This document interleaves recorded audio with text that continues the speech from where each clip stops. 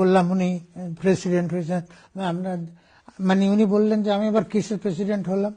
আমি বললাম যে আপনি তো দেশে ছিলেন না মুজিব ভাই, আপনার নামে আমরা গোটা দেশকে একত্র করে ফেলেছি, এক করে ফেলেছি, আমরা দেশ স্বাধীন করে ফেলেছি।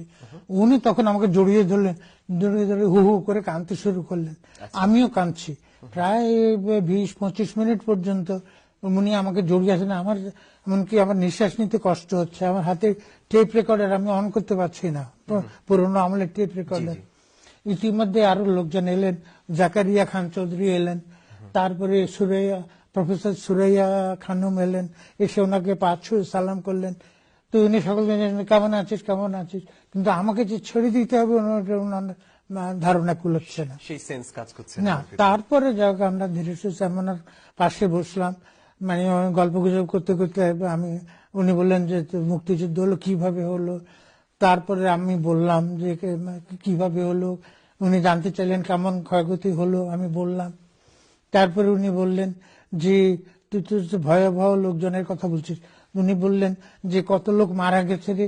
আমি বললাম না, মারা গেছে তো কোনো হিসাব কেউ করেন নাই, তবে বিভিন্ন মিডিয়া থেকে ওই যে বিদেশি পত্রিকাগুলো যাচ্ছে, ভারতীয় সাংবাদিকরা খবর দিচ্ছেন, সব মিলে আমরা এখানে যে আন্দোলন করছি, আবু সাইদ চৌধুরীকেও আমরা বলেছি, সেই আমরা সাংবাদিকদের মোটামুটি বলেছি এই পর্যন্ত প্রায় 3 লাখ বাংলাদেশি মারা গেছে।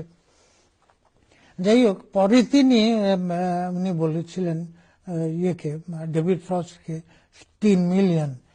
আমার মনে হয় যে লাখে এবং মিলিয়নে উনি তো একটু উদ্ভ্রান্ত ছিলেন, একটু ভ্যাবলা গোছের ছিলেন প্রায় বলতে গেলে।